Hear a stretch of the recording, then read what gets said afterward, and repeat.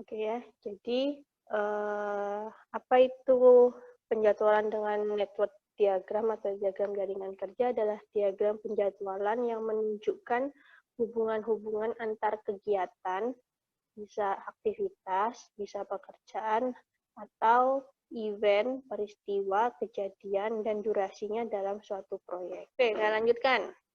Nah, hubungan antar kegiatan dan atau kejadian di dalam network merupakan hubungan yang logis.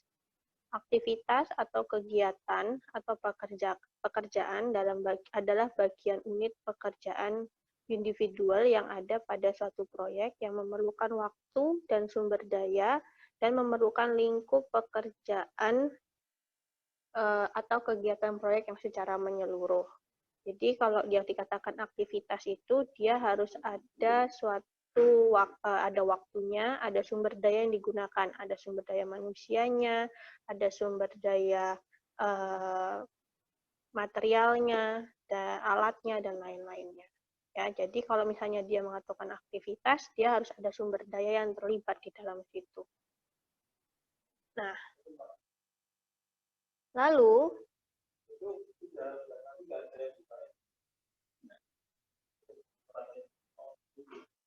CPM adalah metode network dengan berdasarkan oleh AUA, ya. Nah, hubungan kegiatannya adalah dia ada namanya predecessor dan successor. Nah, dia ada namanya constraint-nya ada FS, finish to start, itu harus sama dengan 0, dan status start-nya itu harus sama dengan 0. Nah, penggambaran dan aturan itu sama dengan CPM itu harus sama dengan AOA. Nah, pada CPM ada kegiatan atau jalur kritis dan kegiatan-kegiatan tidak boleh mempunyai tenggat waktu sehingga dia dikatakan adalah jalur kritis dan tidak boleh terlambat. Jadi kalau dia dikatakan dia mempunyai float atau tenggat yang tidak mempunyai float, dia tidak mempunyai tenggat waktu, maka dikatakan kegiatan tersebut kegiatan kritis. Apa yang dimaksud dengan kegiatan kritis? Kegiatan kritis itu adalah kegiatan yang tidak boleh terlambat. Jika dia terlambat, maka akan mempengaruhi ke kegiatan-kegiatan selanjutnya. Nah, jalur kritis adalah jalur dari kegiatan-kegiatan yang tidak mempunyai float atau tenggat waktu, sehingga dia dikatakan kritis dan tidak boleh terlambat. Nah, kegiatan kritis tadi itu adalah kegiatan yang dilalui oleh jalur kritis. Jadi, kegiatan kritis adalah kegiatan dilalui oleh jalur kritis. Jadi, kegiatan yang tidak boleh kegiatan-kegiatan tidak boleh terlambat. Nah, dari diagram kegiatan kritis ditunjukkan adalah EET-nya itu harus sama dengan LET-nya pada node-nya. Ya, pada lingkaran itu bagian atas harus sama dengan pada bagian bawahnya. Nah, jalur atau kegiatan non-kritis pada jalur kegiatan yang mempunyai tenggat waktu ditunjukkan oleh EET dan LET ada float-nya, ada perbedaannya. Jadi kalau misalnya kalian lihat lingkaran, ya kan, node-nya atau kejadiannya. Nah, di sini kan ada kejadian A misalnya. Nah, yang atas ini adalah EET-nya, yang bawah adalah LET-nya. EET di atas, misalnya dia nilainya ada 5, dan di bawah adalah 5, maka dia dikatakan adalah kritis. Oke. Nah, dia dikatakan bahwa atas dan bawah itu sama. Nah, kalau misalnya atas dan bawah tidak sama, maka dikatakan dia adalah non-kritis. Misalnya di atas 5, di bawah 6. Nah, berarti di sini tuh dia boleh terlambat 1 minggu misalnya. Nah, itu yang bisa untuk jalur kritis atau kejadian kritisnya. Di dalam network diagram ada 2 metode untuk menggambarkan. Tadi dikatakan revive. Apa itu AOA? Apa itu AO? Nah, ini adalah AOA, ya. Ini adalah AOA-nya. Ya kan, activities on arrow. Jadi kegiatan atau aktivitas yang digambarkan pada anak panah. Di sini node atau lingkaran merupakan suatu peristiwa atau event. Jadi kalau AOA, CPM itu kan berupa AOA. AOA itu aktivitasnya itu ada di anak panahnya. Ya. Nah, lingkaran ini dia menjadi kejadian. Ya, kejadian akibat dari aktivitas atau kegiatan yang ada di lingkaran atau yang ada di anak panah tersebut.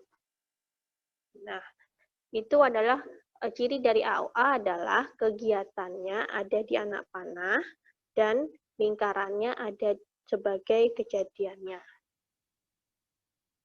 Bentar.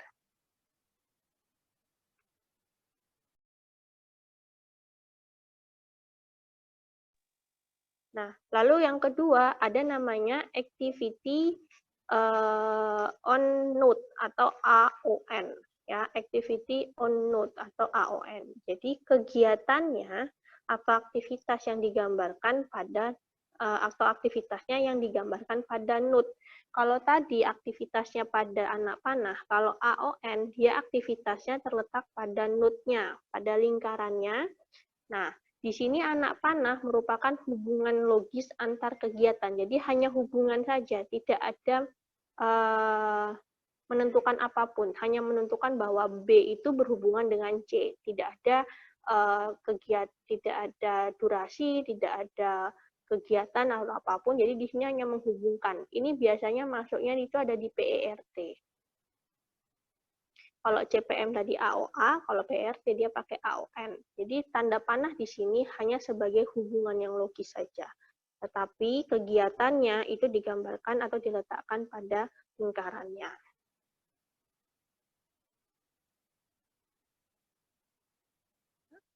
Nah, lalu ada yang dikatakan starting event dan finishing event. Jadi yang di awal ya kan itu dikatakan starting event, yang di akhir itu dikatakan finishing event. Nah, kalau kita bicara AOA ya, AOA kembali ya. Nah, nama kegiatan itu terletak pada anak panah bagian atasnya. Kegiatannya. Biasanya kita kalau misalnya pembersihan lahan, ya kan? Nah, biasanya kita berikan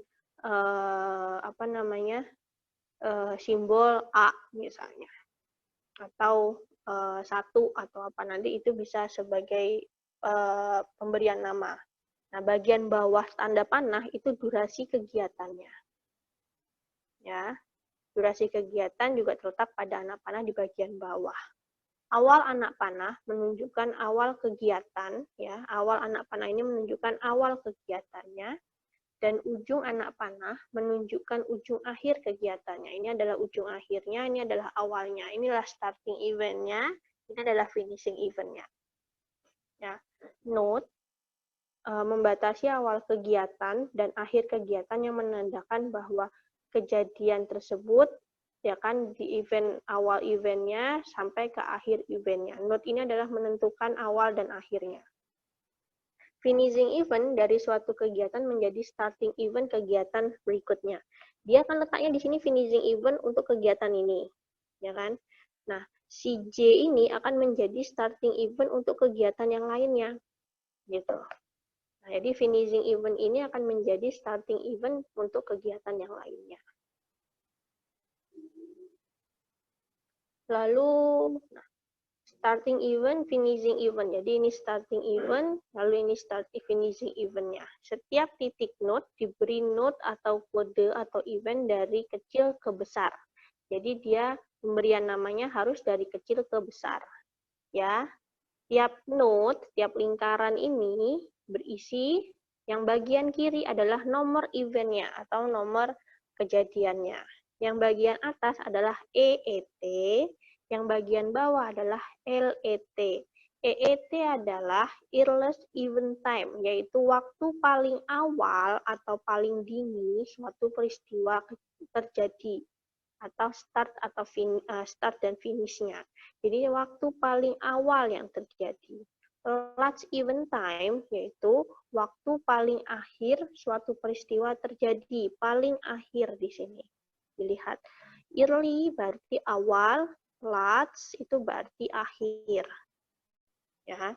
Jadi yang paling atas adalah waktu paling awal suatu kejadian itu terjadi, LET-nya itu adalah paling terakhir. Jadi kalau misalnya EET sama LET-nya sama, berarti waktu paling awal dan paling akhirnya sama. Berarti dia adalah kritis. Kalau kritis dia tidak boleh ada terlambat. Kalau EET-nya di atasnya misalnya ini 5, ini 6, kita katakan minggu misalnya, berarti dia kegiatan ini ada waktu 1 minggu, ya kan, untuk ada waktu 1 minggu untuk terlambat. Nah, dia ada diperbolehkan 1 minggu untuk terlambat. Itu untuk kita lihat. Jadi paling cepat dia diselesaikan 5 minggu, paling lambat dia diselesaikan 6 minggu di sini. Oke. Nah, lalu ada hubungan aktivitas. Hubungan antar aktivitas adalah hubungan logis yang menunjukkan urutan konstruksinya. Hubungan antar kegiatan di dalam CPM didasarkan pada yang pertama, kegiatan yang mendahului. Kegiatan yang mendahului itu dikatakan adalah namanya predesesor. Ya, jadi kalau misalnya nanti kalian di soal ada tulisannya predesesor, ya kan? Itu adalah C, berarti kegiatan yang mendahului kegiatan D, ya kan, sebelum kegiatan D dimulai, kegiatan C terlebih dahulu harus diselesaikan. Itu predesesor. Ya kan? Atau kegiatan yang kedua adalah suksesor. Kegiatan yang mengikuti, ya. Kegiatan yang mengikuti. Ada juga kegiatan yang dilakukan bersamaan. Nah, ini adalah hubungan-hubungan yang terletak pada CPM. Ada kegiatan yang mendahului, ada kegiatan yang mengikuti. Mengikuti itu misalnya adalah tadi, misalnya dia kegiatan C diikuti oleh kegiatan D. Berarti kegiatan C terlebih dahulu dilakukan, baru dilakukanlah kegiatan D. Konsen yang digunakan pada CPM adalah finish to start. Ya, itu harus sama dengan 0. Finish to start yang artinya sama dengan 0, yang artinya adalah kegiatan yang mengikuti baru dimulai atau start apabila kegiatan yang mendahulunya telah selesai. Jadi kegiatan D itu bisa dimulai jika kegiatan C-nya sudah selesai. Nah, ini adalah dikatakan finish to start sama dengan 0. Kegiatan C harus terlebih dahulu selesai, baru kegiatan D dimulai. Itu adalah yang biasa digunakan pada CPM. Jadi kegiatan C selesaikan terlebih dahulu, baru kegiatan D dilaksanakan. Oke, lalu di dalam CPM juga dikenal juga kegiatan dummy. Tandanya adalah tanda panah putus-putus. Ya, tanda panah putus-putus itu adalah kegiatan semu yang durasinya adalah 0. Dia tidak punya durasi dan dia juga tidak membutuhkan sumber daya, baik manusia, material, alat, dan lain-lainnya. Tetapi dia mempunyai hubungan logis antara kegiatan yang mendahului, dummy, dengan kegiatan yang mengikuti. Jadi dia tanda panah titik-titik ini hanya menandakan bahwa kegiatan C dengan kegiatan D, ya kan, dia ada hubungannya. Ya, dia bersamaan, dia pada hubungannya. Tetapi dia tidak ada durasi, tidak ada sumber material yang ada di sana. Gitu. Hanya menandakan bahwa kegiatan C dengan kegiatan D ini berhubungan.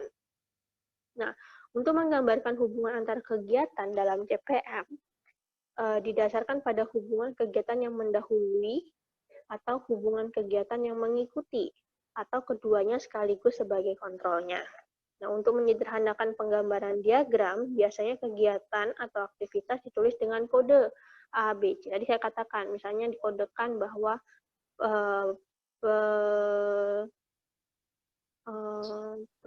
apa tadi namanya? Lahan, ya kan, atau pondasi, ya kan, atau galian timbunan itu kita kodekan dengan nilai B. Pembersihan lahannya A, ya kan. Lalu pondasi pembuatan pondasinya adalah C. Nah, kita akan mengkodekannya seperti itu. Oke. Nah, bagaimana menggambarkan diagram CPM? Yang pertama, misal kita bisa lihat pada tabel nomor 1, ya kan, di mana ada kode kegiatannya ABC, ya kan? Predecessor di A itu tidak ada, tapi suksesornya B. Oke, jadi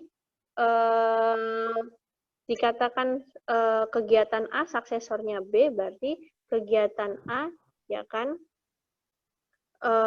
itu adalah kegiatan yang mendahului kegiatan B adalah kegiatan A, atau kegiatan A itu mengikuti kegiatan B. Ya, jadi mengikuti kegiatan B. Nah, kegiatan B di sini, ya kan, kegiatan sebelumnya adalah A, kegiatan selanjutnya adalah C. Kegiatan C, kegiatan selanjutnya adalah B, tapi setelah kegiatan C tidak ada. Maka kita bisa menggambarnya seperti ini.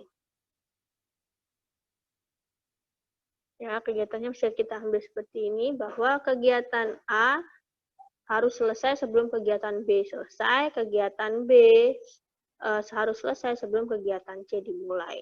Nah, atau A mendahului B, atau B mendahului C, B mengikuti A, atau C mengikuti B. Oke. Lalu penggambaran yang kedua. Misalkan kita bisa melihat kode kegiatannya A, suksesornya adalah B dan C. Kegiatan B dan C itu predecessor adalah A. Maka kita bisa gambarkan bahwa kegiatan A itu harus selesai sebelum kegiatan B dan C itu dimulai. Maka penggambarannya akan seperti ini. Ya. Lalu yang ketiga, nah kita bisa lihat bahwa kegiatan A itu suksesornya adalah B dan C. Berarti kegiatan B dan C adalah mengikuti kegiatan A. Kegiatan D dan E, ya kan, D itu diikuti oleh kegiatan B itu diikuti kegiatan A, selanjutnya kegiatan D, ya kan, C itu sebelumnya kegiatan A, selanjutnya kegiatan E. Ya, sebelum D itu adalah B, sebelum E itu adalah C. Maka kita bisa menggambarkan seperti ini. Kalau kalian tidak bisa membaca predecessor atau suksesor, maka otomatis kan tidak akan bisa menggambar seperti ini. Ya, jadi dipahami dulu predecessor dan suksesornya terlebih dahulu, baru kalian bisa menggambar seperti ini. Oke, lalu selanjutnya yang keempat, ya. Nah, kegiatan A, suksesornya adalah kegiatan B dan C. Oke, lalu kegiatan C itu sebelumnya adalah A, kegiatan B itu sebelumnya adalah A. Nah, kegiatan B itu setelahnya itu adalah D dan E. Oke, kegiatan C itu setelahnya adalah E. Maka di sini ada dummy di sini. Nah, dummy di sini memperlihatkan bahwa kegiatan D dan E tersebut berhubungan, ya. Kegiatan D dan E tersebut berhubungan, sehingga dikatakan di sini adalah dummy-nya. Oke. Ini adalah untuk kegiatan nomor 4. Lalu selanjutnya perhitungan untuk perhitungan CPM. Nah, langkah-langkah yang perlu dilakukan dalam perhitungan CPM. Yang pertama, menyiapkan atau menyusun daftar kegiatan atau pekerjaan yang ada pada suatu proyek yang akan dibuat CPM-nya. Misalnya, memberi kode untuk setiap jenis kegiatan atau pekerjaannya. Seperti saya tadi, pembersihan lahan itu kodenya A. Galian timbunan itu kodenya B. Pekerjaan fondasi kodenya C. Maka kita akan memberikan kode kepada setiap pekerjaan tersebut. Lalu yang kedua, kita perhitungkan durasi waktu yang akan diperlukan untuk menyelesaikan masing-masing kegiatan. Pembersihan lahan berapa sih waktunya? 2 minggu, seminggu misalnya. Ya kan? Galian timbunan misalnya 2 minggu.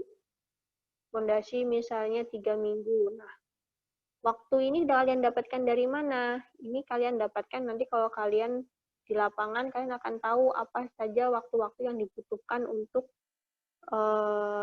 kegiatan-kegiatan tersebut. Bisa juga kalau misalnya kalian ingin mencari tahu sekarang, itu adalah dengan banyak membaca, ya, banyak membaca tentang network planning. Lalu yang ketiga, menentukan hubungan antar kegiatan. Ya, kegiatan mana yang mendahului, kegiatan mana yang mengikuti, kegiatan mana yang bersamaan. Oh, pekerjaan galian timbunan ini tidak bisa dimulai kalau pembersihan lahan belum selesai. Ya, oh, pekerjaan pondasi bisa dimulai kalau pekerjaan galian timbunan telah berjalan setengah. Nah, itu kegiatan mana yang mendahului, kegiatan yang mengikuti, kegiatan yang bersamaan. Apakah kalian mau mengerjakan atap terlebih dahulu? Apakah kalian mau mengerjakan pondasi terlebih dahulu? Nah, itu yang harus kalian pikirkan di mana hubungan antar kegiatannya. Lalu yang keempat, menyusun atau menggambar kegiatan-kegiatan tersebut dalam bentuk network dengan memasukkan kode masing-masing kegiatan dan saling berhubungan dan durasinya. Angka-angka setiap event pada pangkal arrow tadi, maka kita masukkan nilai EET dan LET-nya. Ya. Oke, itu untuk perhitungan CPM. Lalu selanjutnya dalam menghitung CPM, ya kan, kita menghitung dan menganalisis nilai EET dan LET dari masing-masing kejadian untuk setiap kegiatannya. Dengan perhitungan dan analisis ke muka atau kita maju ke depan perhitungannya dengan menentukan nilai EET-nya. Untuk menghitung LET, kita menganalisis dengan perhitungan ke belakang atau backward. Ya. Nah, perhitungan ke muka itu berarti dari nilai kecil kita masuk ke nilai yang besar. Itu adalah perhitungan ke muka. Jadi menentukan nilai EET, setiap event menggunakan perhitungan ke mukanya. Jika hanya satu kegiatan atau arrow menuju event, maka EETJ ini, EETJ, ya kan, itu adalah nilai EETI ditambah dengan nilai D. Ya. Nah, maka didapatkan nilai EETJ. Jadi EETI di sini ditambahkan durasinya. Misalkan ya, kita mau cari EETJ, ini adalah ini, mencari angka 12 dari mana? EET pada kegiatan 2, kejadian 2, maaf, pada kejadian 2 ditambah dengan durasi 7 tambah 5 adalah 12. Jadi bagian atas ditambah durasi, masukkan ke dalam atas lagi. Jika lebih dari satu kegiatan menuju satu event, tidak ada dua, ya kan, ada di sini ada, nah di sini juga ada, dia juga menuju ke event tersebut. Nah, maka yang diambil adalah menghasilkan EET maksimum. Misalkan di sini ada 6, di sini ada 2, ya kan, berarti kan 6 ditambah 2, di sini harusnya 7. Ada 12 dan 7. Maka yang diambil adalah 12 yang maksimum. Oke, itu kalau misalnya dia ada 2 node menuju ke 1 node. Kita ambil yang maksimum. Nah, misalkan seperti ini, ya kan, ada 3, ya kan, di sini 8 tambah 5, ada 13, ada 9 tambah 7, itu ada 16, ada 5 tambah 4, itu ada 9, maka dari ketiga ini kita ambil yang paling besar adalah 16, maka masuk ke sini adalah 16. Maka kita ambil yang maksimum adalah yang 16. Oke. Nah, lalu perhitungan ke belakang atau backward, ya kan? Untuk menentukan LET, setiap event menggunakan perhitungan ke belakang. Nah, untuk setiap kegiatan menuju event. Jadi kalau saya tadi kita sudah, jadi kita hitung dulu semua ke depan majunya, ya kan? Sudah maju ke depan semuanya. Nah, baru kita hitung ke belakang. Nah, misalkan di sini yang ke belakang itu berarti kita hitung adalah bagian bawahnya, ya. Kita hitung bagian bawahnya. Nah, berarti 20 dikurangin dengan durasinya 7 sama dengan 13. Ya, berarti di sini ada 20 bagian LET 6 dikurangin durasi, ya kan? Maka akan didapatkan adalah LET 5. LET 5 itu dapatkan dari LET 6 dikurangin durasinya. 20 dikurangin 7 maka 13. Sama seperti tadi, jika dia misalnya dia punya lebih banyak, ya kan, ada lebih dari satu menuju satu node, misalkan dia ada 25 dikurangi 8 ada 11. 20 kurangin 5 ada 15. Maka yang kita masukkan di sini adalah 11 yang paling kecil untuk LET. Jadi EET itu maksimum, kalau LET itu minimum. Oke. Kita ada soal. Nah, di mana soal ini adalah ada kegiatan A sampai I dan ada durasinya. Oke. Nah, predesesornya kegiatan B itu adalah A, kegiatan C itu adalah A, kegiatan D itu adalah B, kegiatan E itu adalah B, kegiatan F adalah B dan C, kegiatan G adalah D, kegiatan H adalah E dan F, kegiatan I adalah G dan H. Di sini adalah yang harusnya ada di CPM itu adalah finish to start dan start to finish harus sama dengan 0. Berarti apa? Dia harusnya dimulai di awal, awal, harus ada penutupnya di akhir. Tadi kan banyak yang masih kebuka tuh, ya kan? Banyak yang kebuka. Nah, itu harus ditutup dengan satu note terakhir. Gitu. Jadi untuk CPM itu apa namanya? Syaratnya atau atau apa ya istilahnya yang bisa kita lihat sebagai cirinya untuk CPM adalah dia ada awal dan ada akhirnya. Jadi di sini dia ada kegiatan di awal, finish to start, start to finish-nya harus sama dengan 0. Berarti kita bisa lihat di sini adalah awalnya adalah dimulai dari angka 1, ya kan? Di sini kita mulai dari angka terakhir. Jadi di sini kita mulai dia note, ada note awal dan ada note akhir. Itu untuk CPM-nya. Nah, kita sekarang masukkan seperti yang tadi, ya kan? Kegiatannya tadi itu adalah, kita bisa lihat dulu, nah, A, B, C, D, E, F, G, H, I, ya kan? Nah, berarti di sini adalah ada A, B, C, D, E, F, G, H, dan I. Ya, tadi di mana B dan C, pekerjaan sebelumnya adalah A, pekerjaan D itu adalah B, ya kan? Pekerjaan E itu adalah B dengan C, maka dihubungkan dengan dummy, ya kan? Lalu selanjutnya, nah ini adalah jawaban dari pertanyaan yang tadi. Sekarang bisa kita hitung, ya. Tadi setiap note-nya kita masukkan angka 1, 2, 3, 4, 5, 6, 7, ini harusnya 8 ya. Harusnya 8. Nah, harusnya bisa kita lihat di sini bahwa dimulai dari 0. Ya, dimulai dari 0 harus diakhiri nanti dengan 0. Maka 0 ditambah 5, maka di sini masuk 5. Ya kan? 5 ditambah durasinya B6, maka di sini 6 tambah 5 adalah 11. 5 ditambah durasinya C adalah 4, maka di angka 4, di note 4, maka dia ada 11.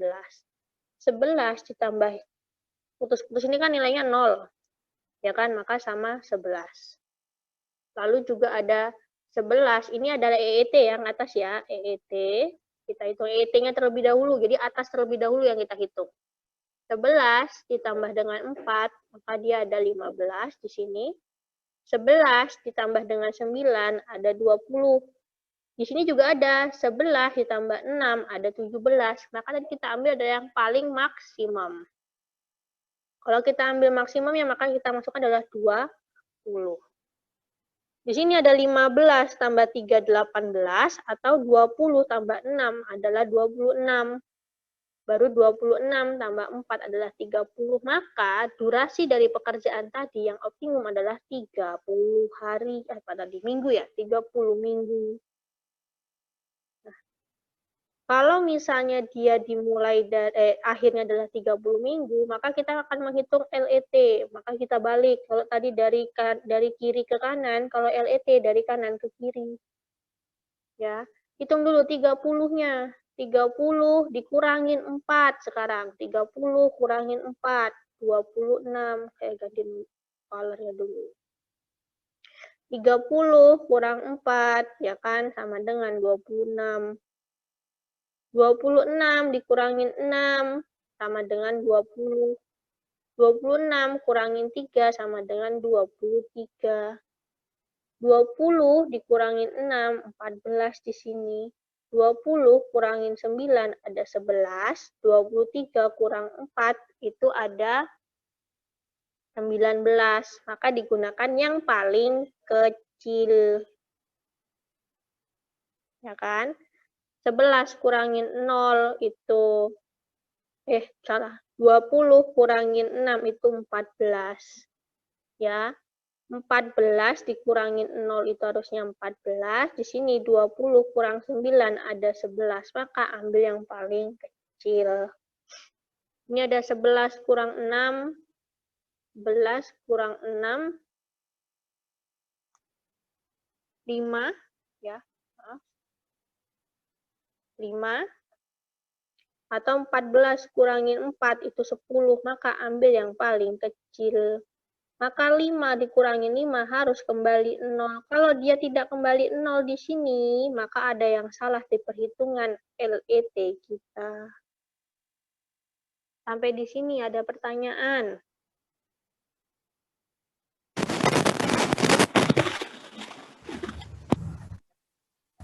Ada pertanyaan tidak?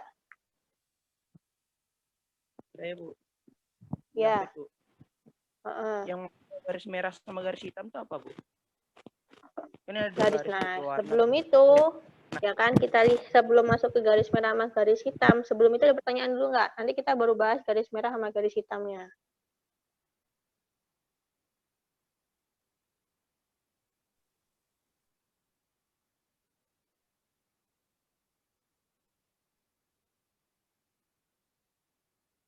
Nah, sekarang kamu lihat ya, yang atas EET dan yang bawah EET dan yang LET-nya sama, itu dikatakan adalah kegiatan kritis.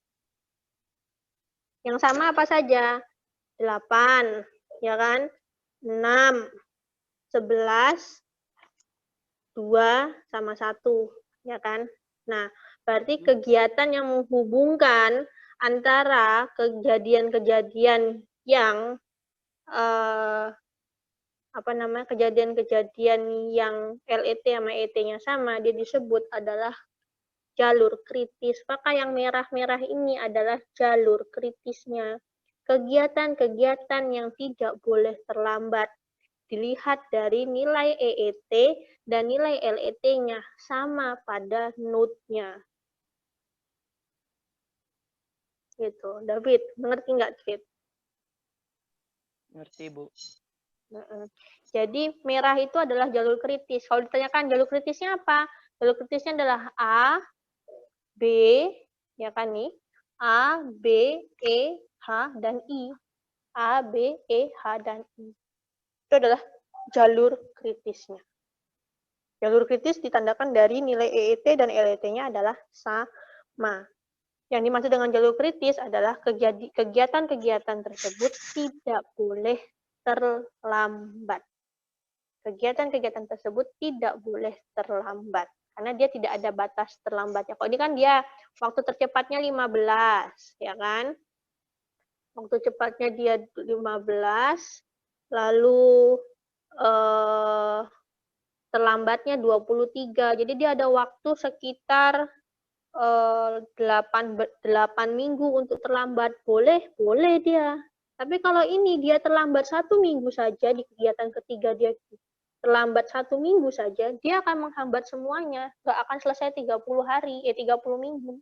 Tapi kalau dia selesai di minggu ke-20, di kegiatan kelima, dia selesai di minggu 20, ya kan? Maka dia tidak akan menghambat, tidak akan menambah durasi maksimumnya dia. Sehingga waktu proyeknya adalah 30 minggu di sini. Gitu. Oke. Nah, selain ini, ya kan, ada istilah namanya float. Float atau slack adalah waktu tenggang atau waktu penundaan yang dimiliki suatu kegiatan non-kritis untuk dimulai paling awal atau paling akhir atau di antaranya. Jadi dikatakan tadi ya kan kegiatan 5, dia di sini 15, ini 23. Nah, ini ada waktu tenggat namanya ya kan 8 minggu. Nah, itu namanya adalah float. Float terdapat pada kegiatan yang EET dan LET-nya tidak sama. Contohnya seperti ini. Kegiatan kritis tidak mempunyai float atau EET atau LET yang sama, maka pekerjaannya tidak dapat ditunda. Jika ditunda menyebabkan pekerjaan terlambat dan proyek akan terlambat. Itu jika kegiatan adalah kritis. Tapi kalau dia punya float, waktu tenggat, maka kalau dia terlambat, dia tidak masalah. Tapi maksimumnya harus tetap 23 minggu yang diselesaikan. Nah, jenis dan perhitungan float. Ya, ada namanya total float atau TF, yaitu jumlah waktu tenggang atau tunda maksimum yang masih mungkin suatu kegiatan dimulai atau diakhiri tanpa menunda kegiatan dini atau awal berikutnya. Total float dibedakan menjadi start float dan finish float. Ya. Misalkan seperti ini. Nah, jadi kalau kita mau mencari total float, nah jadi LET J dikurangin dengan EETI dikurangin dengan durasinya. Maka 23 ini dikurangin 10, dikurangin durasi. Maka TF-nya, total float-nya adalah 8. Ya, start float-nya adalah last start-nya dikurangin dengan early start-nya. Berarti 18 dikurangin dengan 10. Maka adalah start float-nya adalah 8. Lalu finish float-nya ya adalah last float dikurangin dengan early float-nya. Maka 23 dikurangin dengan 15. Itu dari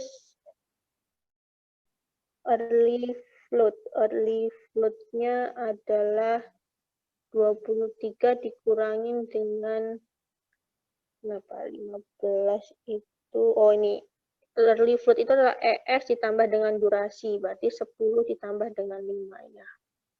Itu untuk mendapatkan finish float-nya 8 ya. Di sini. Nah, lalu ada namanya free float, yaitu waktu tenggang atau tunda maksimum antar kegiatan dini atau awal yang masih mungkin tanpa mengakibatkan terlambatnya waktu start awal kegiatan berikutnya. Saya ulangi, free float adalah jumlah waktu tenggang atau tunda maksimum antar kegiatan yang masih mungkin tanpa mengakibatkan terlambatnya waktu start awal kegiatan berikutnya.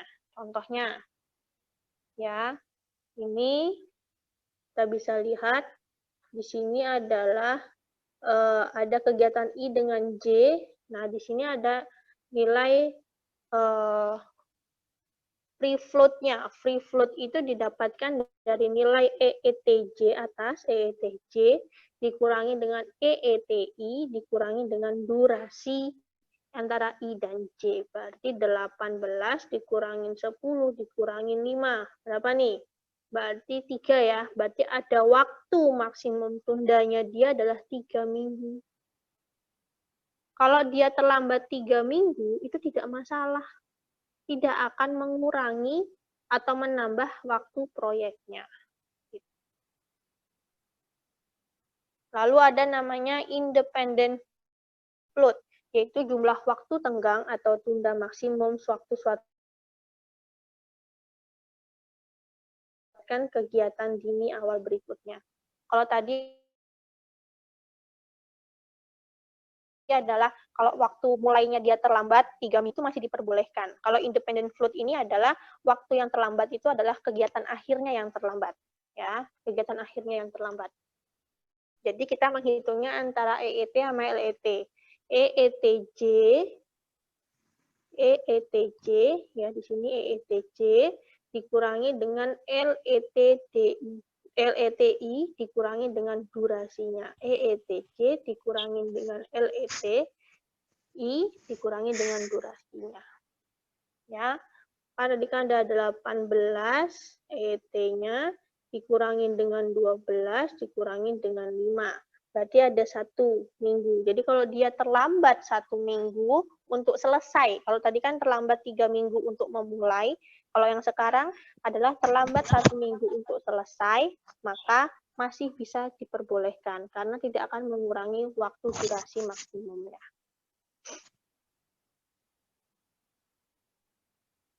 Nah, ini adalah jenis perhitungan float-nya, ya kan? Jalur kegiatan kritisnya adalah A, B, D, dan F. Kegiatan non-kritisnya adalah C, E, dan G. Nah, ini bisa kita lihat seperti ini. Ada contoh. Nah,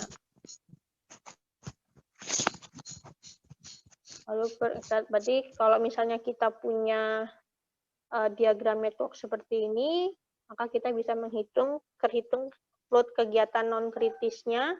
Pada kegiatan C, kita hitung total float-nya, free float-nya, sama independent float-nya.